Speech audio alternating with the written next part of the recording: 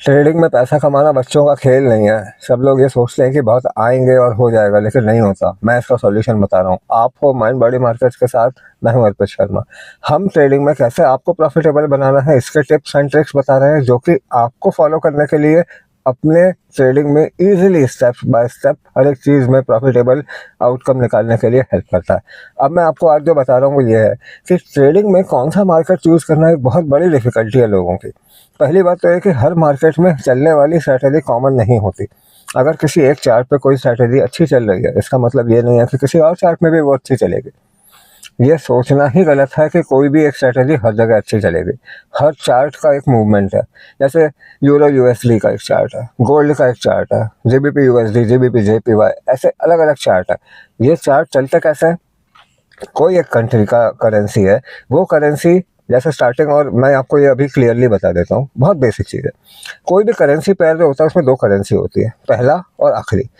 पहली वाली प्रोडक्ट है, पीछे वाली जो है पीछे, वो पीछे वाली एक ऐसी चीज़ है जो आप स्पेंड करते हो, खर्चा करते हो। जैसे यूरो आईएनआर, इसका मतलब आप अगर आप यूरो आईएनआर में बाय का ट्रेड लेते हो, इसका मतलब आप यूरो बाय कर रहे हो आईएनआर खर्च करके। मतलब आपके अकाउंट में जितने भी आईएनआर है उस ट्रेड को लेने के लिए वो आईएनआर आपने दाव पे लगाए और आपका ट्रेड अभी चालू हो गया, उतना यूरो आपने खरीद लिया। अब अगर उसकी वैल्यू बढ़ेगी तो आप अपना ट्रेड का टारगेट बुक कर दोगे, तो आपको उतने यूरो के अगेंस्ट में कितने आईएनआर का प्रॉफिट हुआ वो डिफरेंस आपको मिल जाएगा। सिंपल। अगर ये यूरो आईएनआर को आप सेल करोगे, इसका मतलब आप यूरो को सेल कर रहे हो, जो आपके पास अभी है नहीं। तो आपने उसको पहले सेल कर दिया अपने आईएनआर को खर्चा करके, मतलब अपने आईएनआर को ब्लॉक कर दिया कि इतने आईएनआर होगा जब मैं बुक करूंगा तो मेरा इतना आईएनआर जो है ये ब्लॉक रहेगा। अब अगर आप लॉस करोगे तो उतना ही आईएनआर का लॉस होगा जितना आपने ट्रेड में लॉस किया। लेकिन अगर मान लो चार्ट वहां से नीचे आ गया, क्योंकि आपने तो सेल किया है, जब चार्ट नीचे आएगा तो आपने जैसे ही सेल किया उतने वैल्यू के डिफरेंस के आईएनआर आपको प्रॉफिट में मिल जाएंगे, क्योंकि आपने सेल का ट्रेड लिया था और मार्केट नीचे आया। अगर आप बाय का ट्रेड लेते हो और मार्केट ऊपर गया तो आपको प्रॉफिट होगा। ये सिंपल चीज़ है।